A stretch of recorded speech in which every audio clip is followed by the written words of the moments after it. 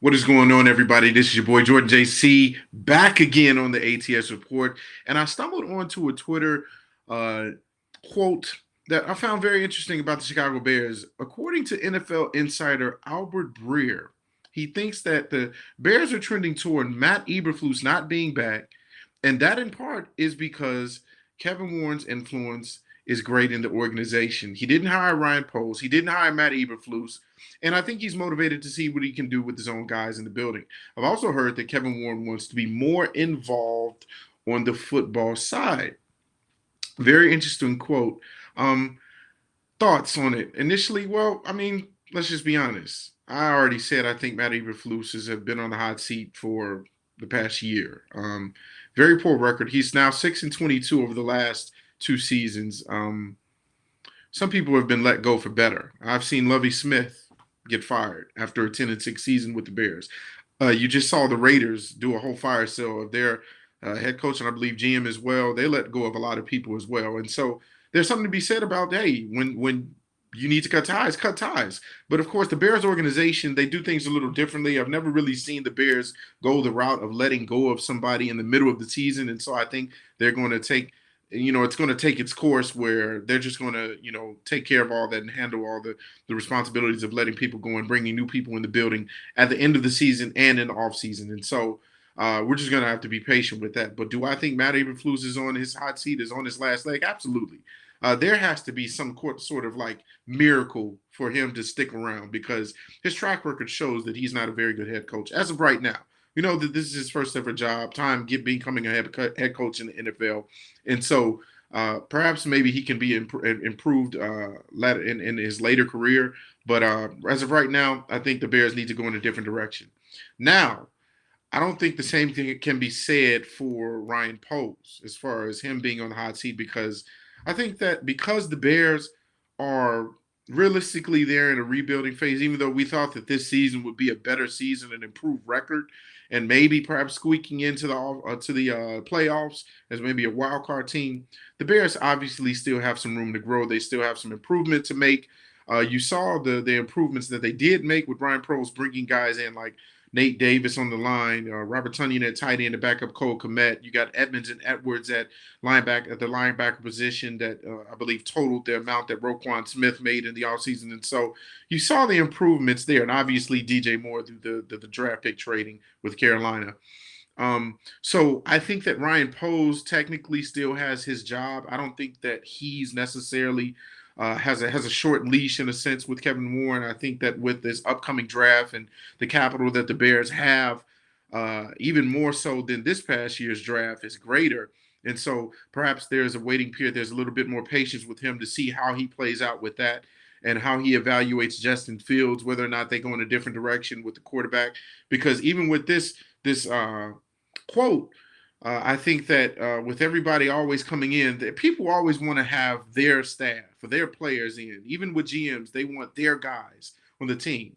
And because Justin Fields wasn't necessarily Ryan Poles' pick, I think that maybe there's more of an evaluation period with him to see what can be done with this quarterback position. Do we go in a different direction, or do we stick with Justin and continue to build the team around him on offense and defense?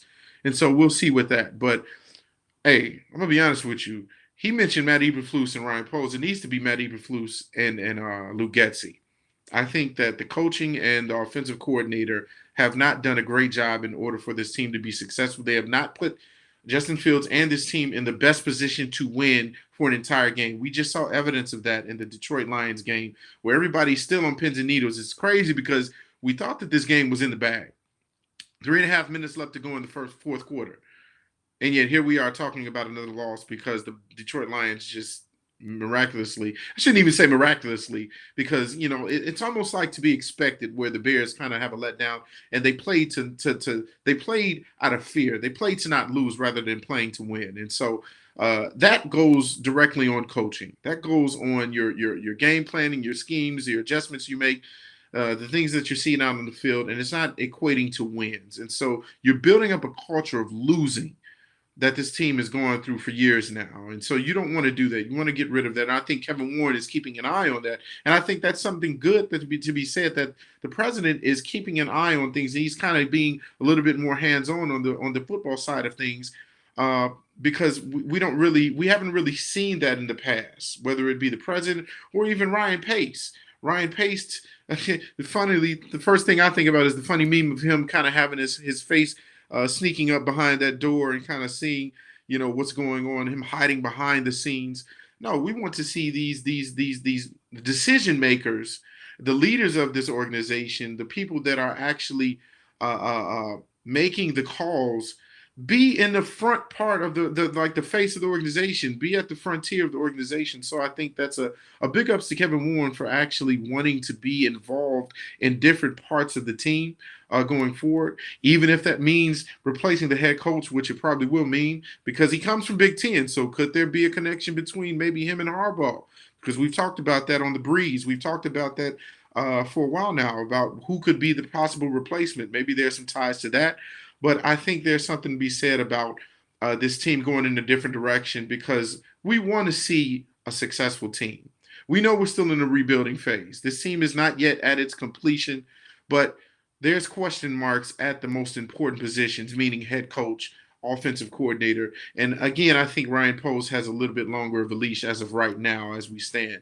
I think that he still gets a chance to go into next year's draft and orchestrate and seeing what he needs to do to evaluate where we need improvement, obviously on the offensive line, where we could also use improvement on the wide receiving room, and possibly quarterback. I don't think that's an issue anymore. I know a lot of people are still on the fence with Justin Fields and whether or not he's QB1, whether or not he's going to work here. But I think that's just a product of the play calling. I think that's a product of the offensive coordinator and the head coach making him more successful. You get new people in the building here, you might see this team take off with Justin Fields becoming a star in this league.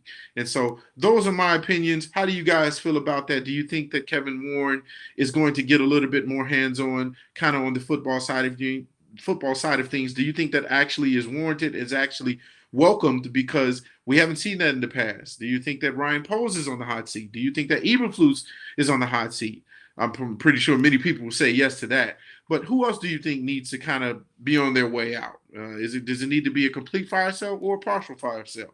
We don't know. But as always, leave your comments in the section below. I appreciate everybody subscribing to the channel. And if you like this video, show some class. That's comment, like, and subscribe. Share the video with others. And I'll see you guys on the next ATS report.